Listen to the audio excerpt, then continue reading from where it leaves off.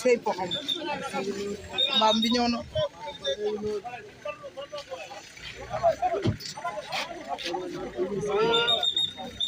waaye naaru sokaas ci ginnaawam de waaye naaru sokaas ci ginnaaw kii laa bëgg a wax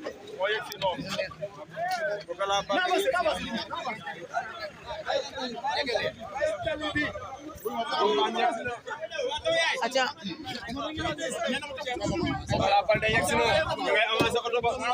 Malaw Seras a ngi ci ginnaaw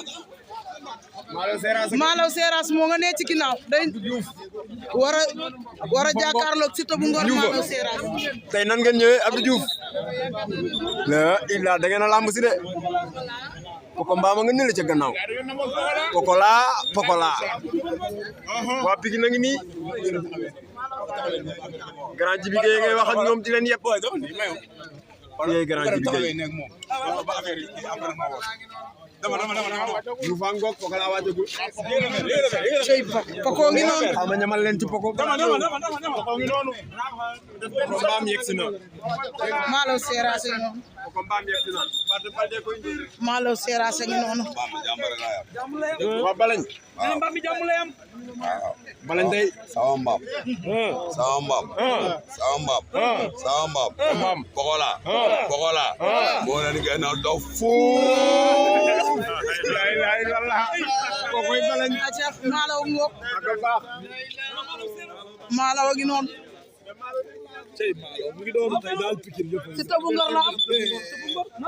Malaw Siteu bu Ngor la am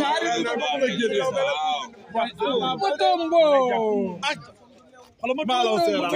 Matombo du génn ci caaxaan saa yoo ko gisee rek bu génn xamal ni ci bis bu mag la génn ay waay Matombo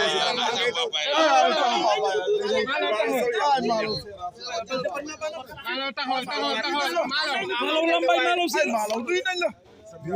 mais Malaw bis bu rëy yàgg nga ko bëre dëgg la cey Malaw yàgg nga bëri bis bu rëy waay la la bay tul Siteu bu Ngor ak doon ngay jàpp day jàpp mo daan jotagul jàppam benn jàppam mu ànd ak laaj ko la mo daan to ndox mi mën na Malaw une minute rek Malaw ba xam jàmbaar ji maa lay siyaar Malaw bu jàmm Malaw est-ce que combat bi mën nañoo xaar mu mel ni sa combat moo ja